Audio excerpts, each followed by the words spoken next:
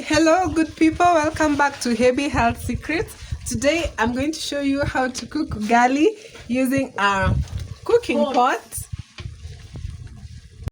Hello, good people. Welcome back to Heavy Health Secrets. Today, I'm going to show you how to cook ugali using a firewood and a cooking pot. So the first thing is you lit your fire, whichever way you know how, but you lit your fire. Then you place your cooking pot on the fire or the cooking stones, and then you add water to your pot depending on the number of people you are cooking for. Today I'm going to cook ugali for 8 people. Imagine 8 people. So I use like 3 jugs of water, and then I have my cooking flour right with me here. So stay tuned. This is going not to take so long, but yes, join me as we cook. So the first step is placing your placing your cooking flour inside the water, the boiled water. Once the water is ready, you're going to place your cooking flour inside. So that's the first cup. I'm adding the second cup of the flour to the boiled water. Then I'm going to add like half a cup of the flour. Yeah, is it flour or flour? Whichever. Yeah, so I'm going to let it boil for around 5 minutes. So actually this is the most important part of the process of you cooking ugali. Yeah, so if you don't let the water boil, the water with the flour boil at this first stage, boil enough or give it enough time, you may end up cooking not fully baked ugali. So yes, so this first step, I'm just going to mix the flour quite well with the boiled water, and let it boil again for like 5 minutes. Yes, so I'm going to leave it there. I'm just going to let it boil for like 5 minutes. Yes, so ugali is an African traditional meal. You can serve it with any vegetables. You can serve it with skuma wiki. You can serve it with managu. You can serve it with saga. You can serve it with misheveve. You can serve it with cabbage, or you can serve it with spinach. Whichever veggies you would like to serve it with. Yes, you can also take your ugali, your veggies with lentils, with beans, with milk, or whatever protein you'd love to have it together with. Yeah, so as you can see, as it boils, just give it time. This is the most crucial part of the cooking, of the cooking, yes, of having your ugali to be well baked. So yes, let's wait for it to boil. We want to serve people good, well cooked ugali. Yes, I'm cooking ugali for 8 people, guys. My coffee. Yes. So once your 5 minutes are over, or once you feel like that first step is ready, you can add more flour. I'm using maize flour. This is grade 2 maize. So it has the whole nutrients together with it. So you add more flour as you let it boil. Ensure your firewood is enough to have it boil.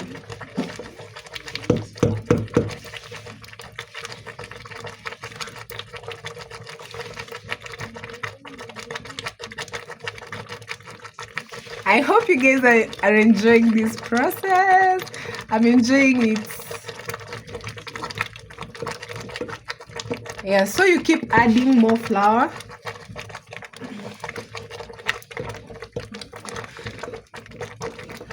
As you stir, you add more flour as you stir.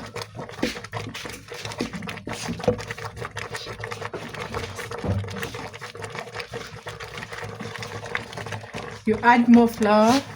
keep stirring.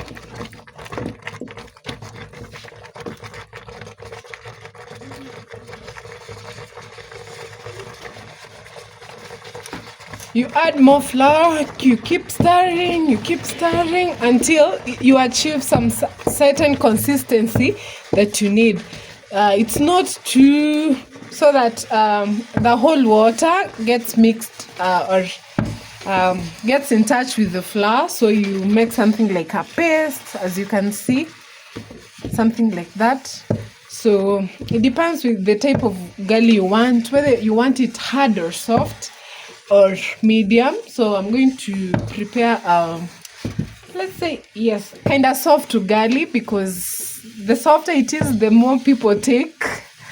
Yeah, the harder it is, the less amount of ugali people will have.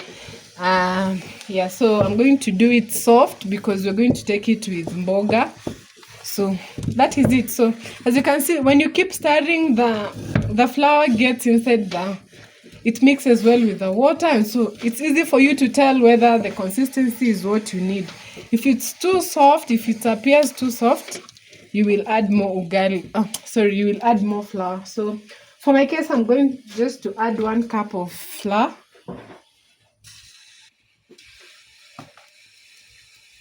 Yeah, just 1 cup, and then now my work is to deal with this paste, to make sure it's consistent and firm and ready for people to eat. So this may take you like 5 to 10 minutes again, depending on the amount of ugali you're cooking, depending on the number of people you're cooking for. So sorry guys. So cooking for 8 people is not easy, guys, so just bear with me. We're cooking this together, right? Yes, so you do that. Yours is to make sure all the flour gets into the paste very well. Ensure your fire does not go off. Just ensure your fire is on through the whole process.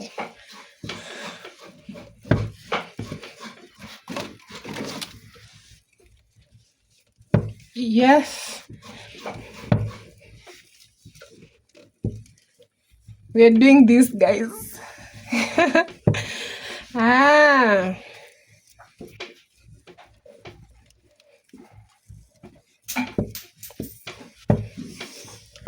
Another tip, this is the next phase, which you have to be really cautious, or you have to do it so well so that you don't cook ugali which has some flour particles in it.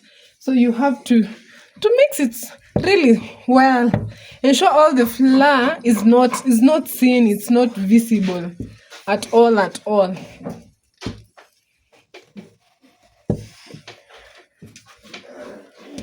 So you do it bit by bit as you turn it.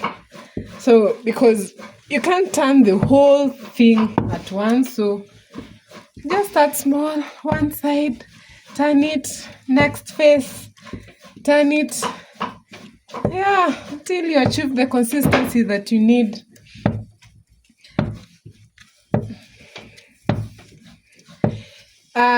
When we were young, for you to know whether the ugali was ready, we used to send someone outside. You go stand afar, and then you hear whether you can hear the smell of cooked ugali.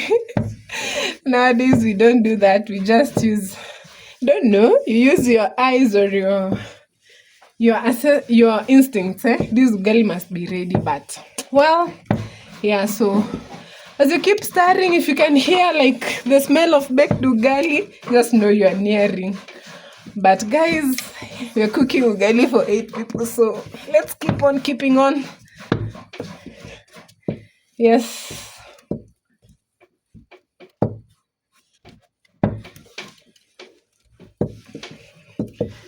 Yeah, I think I should get an award for the best chef of the year. But guys, yes, we're doing this, so keep stirring. Ensure you can't see like any particle of flour. Yeah. Yep.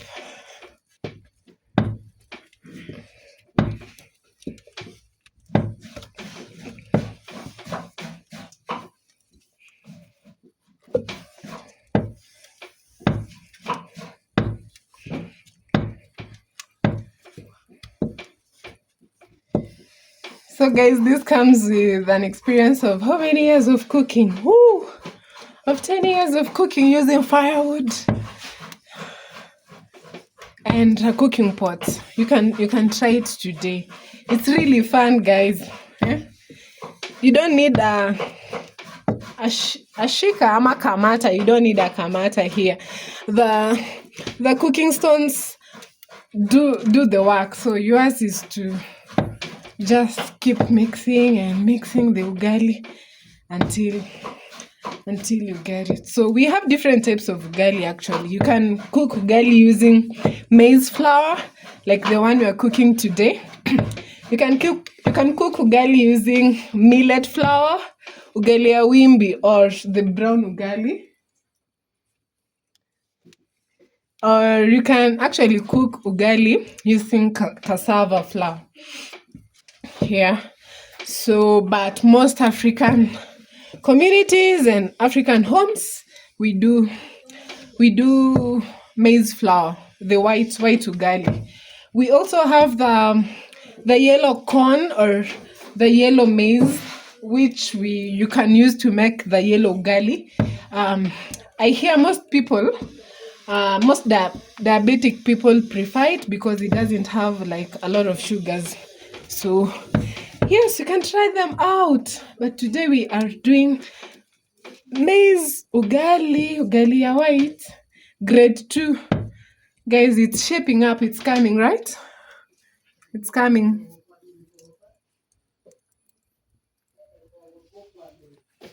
Yeah, so guys, there we go.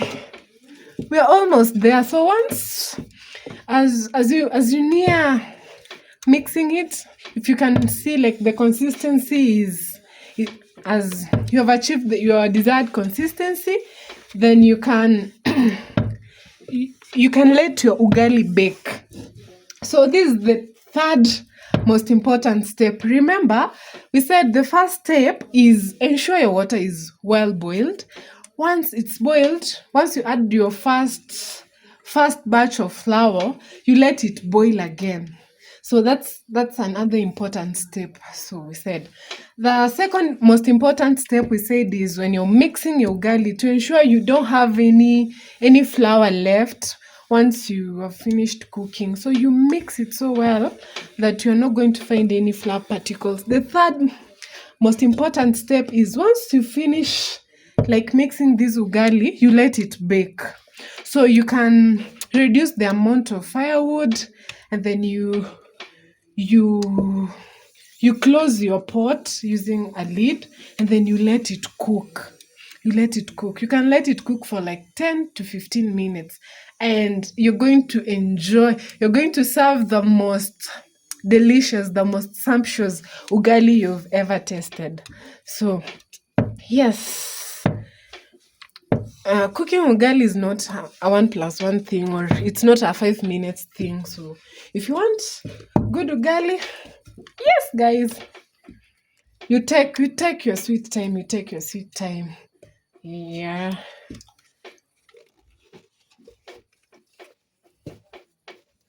So guys, I can feel that I'm almost there. The consistency I wanted is here. The ugali, as you can see, the ugali is not so hard. I told you I'm cooking the soft version of the ugali so that guys can like have a lot of it because I also cooked much of it. So yeah, so I can see, or I can feel that I have reached the consistency that I desire. Yes, guys. So as you can see, it's almost there. So let's turn it. Yes. So yeah. Yeah, so you can see we're doing well, we're doing well. All the flour has gotten into the mixture, to the paste. So the next step is just to make sure it's well like contained in this pot, and then after that I'm going to let it bake. So just bake on low heat. I cover it, I reduce the amount of firewood, and then it's going to bake. It's going to bake. As I said, you can serve your ugali with any kienyeji vegetables, be it managu, be it chinsaga, be it misheveve ama masosa, be it spinach, be it sukuma wiki, guys. You have the freedom. Ugali does not bagua. Huh?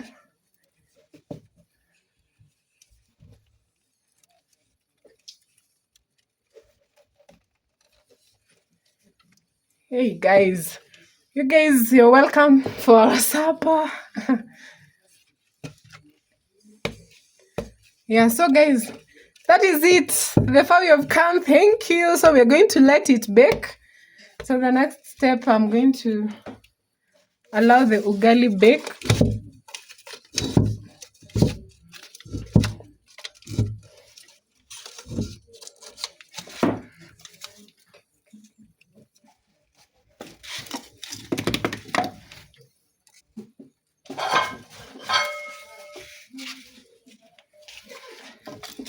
So guys, I'm going to remove a few firewood. So and let the ugali bake with on low heat. So I'm going to close my cooking pot with that lid, and then allow the ugali cook on low heat.